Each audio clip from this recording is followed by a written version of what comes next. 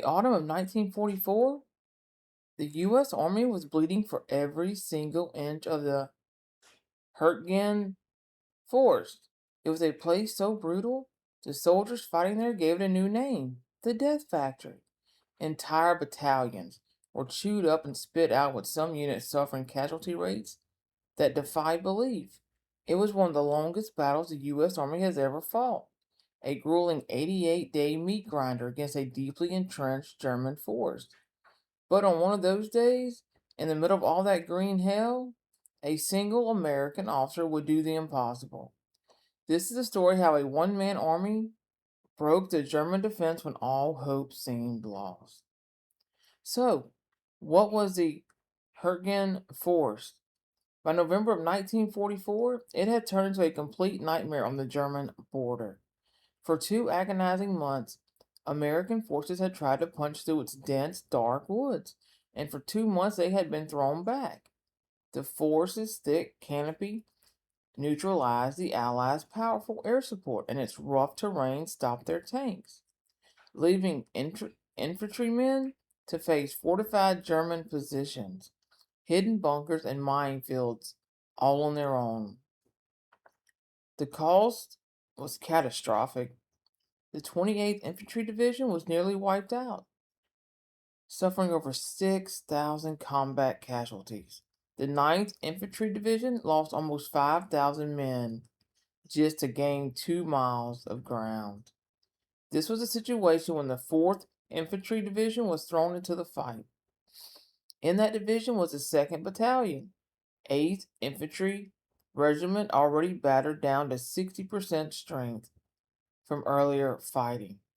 Their commander was relieved, and a 27-year-old officer from South Carolina was given command. His name was George Lafayette Mabry Jr. He had just one day to pull his shattered battalion together before they were ordered to attack. On November 20th of 1944, near Schevenhut, Germany, the assault began. Almost immediately, it fell apart. The lead companies of Mabry's battalion walked straight into a minefield while being hammered by German machine gun and mortar fire.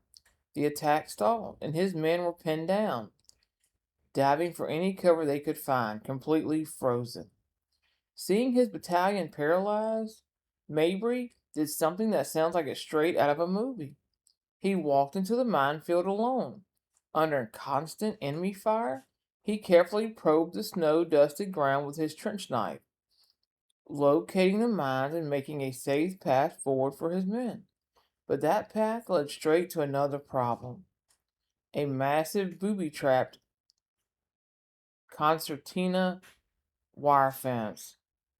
With a few scouts providing cover fire, Mabry crawled forward, personally cut the wires to the explosives, and cleared a path.